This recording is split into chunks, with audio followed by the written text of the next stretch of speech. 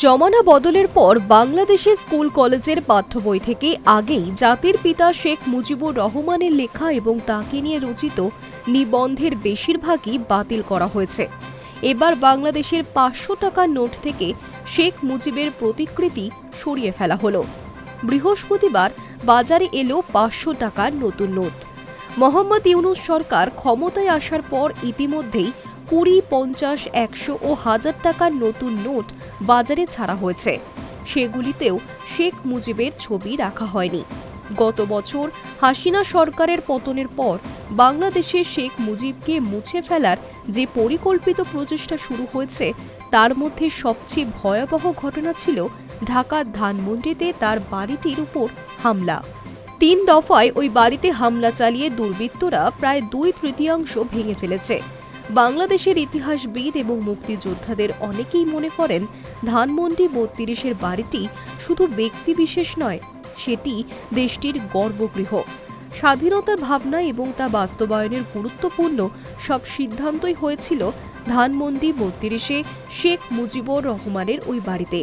মুজিবের প্রতিকৃতি ছাড়া নতুন নোট বাজারে আসছে, তাই তো শুধু নয়, বহু কোটি টাকা খরচ করে ছাপানো বিপুল অঙ্কের নোট বাংলাদেশ ব্যাংক বাজারে না ছাড়ার সিদ্ধান্ত নিয়েছে, কারণ সেগুলিতে শেখ মুজিবের ছবি রয়েছে।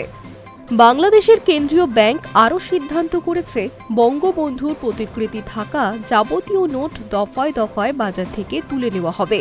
বর্তমানে বাংলাদেশের সব অঙ্কের নোটেই বঙ্গবন্ধুর প্রতিকৃতি রয়েছে। নোটে শেখ মুজিবের ছবি তিনি রাষ্ট্রপতি হবার পর থেকেই ছাপা হতো। পরবর্তীকালে সরকারিভাবে তাকে জাতির পিতা ঘোষণার পর নোটের পাশাপাশি কয়েন এবং গুরুত্বপূর্ণ সরকারি দলিলেও তার প্রতিকৃতি থাকত।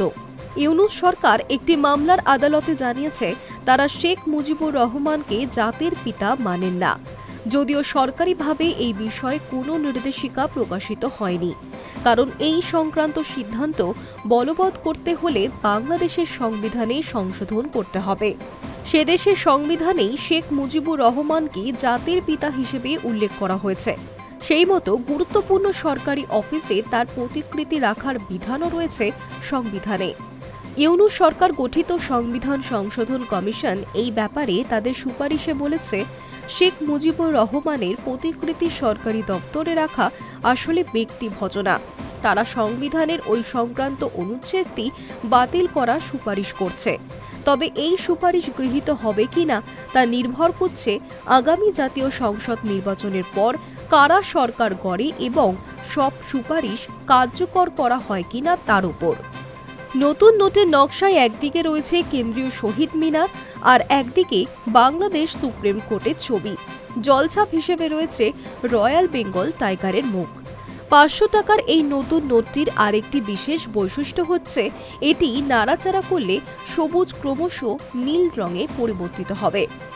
বাংলাদেশ ব্যাংকের এক পদস্থ কর্তা জানিয়েছেন, এর ফলে ৫০০ টাকার নোট নকল করা কার্যত অসম্ভব হবে। Hi news network.